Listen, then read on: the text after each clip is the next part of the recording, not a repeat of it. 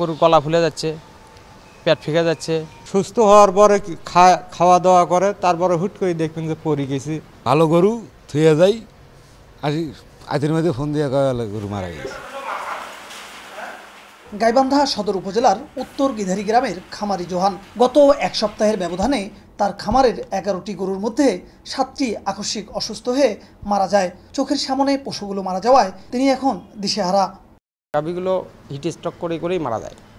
কিছু গাভী বোঝা গেছে একদম হিট স্ট্রোক ফুল করছে, কিছু গাভী একদম অস্বাভাবিক মৃত্যু। যে ভাইরাসেই অ্যাটাক করুক, আমরা ভাইরাস প্রতিরোধের জন্য যে টিকার আশা করি, সেই টিকাটা কিন্তু আমরা পর্যাপ্ত সময় পাই না, প্রপার সময় পাই না। এত বড় ক্ষতি পোষায় নেওয়ার মতো ক্ষমতা কারণে নেই। এভাবে ধীরে ধীরে প্রান্তিক খামারিরা অনেকে শেড পরে আছে, গরু নেই। জোহানের মতো একই অবস্থা জেলার খামারিদের। প্রতিদিন মারা যাচ্ছে একের পর এক গরু। অনেক পশুর মৃত্যুর কোনো লক্ষণই মিলছে না। খামারিরা জানান, প্রথমে জ্বরে আক্রান্ত হয়ে পা ও গলা ফুলে যায়, এরপর মুখ দিয়ে অতিরিক্ত লালা ঝরে। অনেক গরু ঘুমন্ত অবস্থায় মারা যাচ্ছে। তাৎক্ষণিক পশু চিকিৎসকের সঙ্গে আলোচনা করে ওষুধ প্রয়োগ করেও মিলছে না কোনো সমাধান।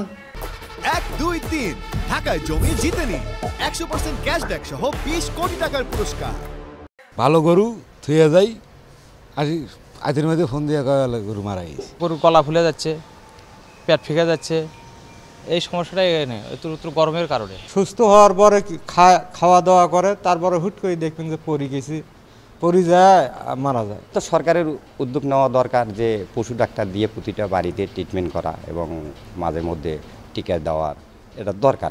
অতিরিক্ত তাপমাত্রা ও খুরা রোগের কারণে গরুর মৃত্যুর ঘটনা ঘটছে বলে প্রাথমিকভাবে মনে করছে প্রাণী সম্পদ বিভাগ।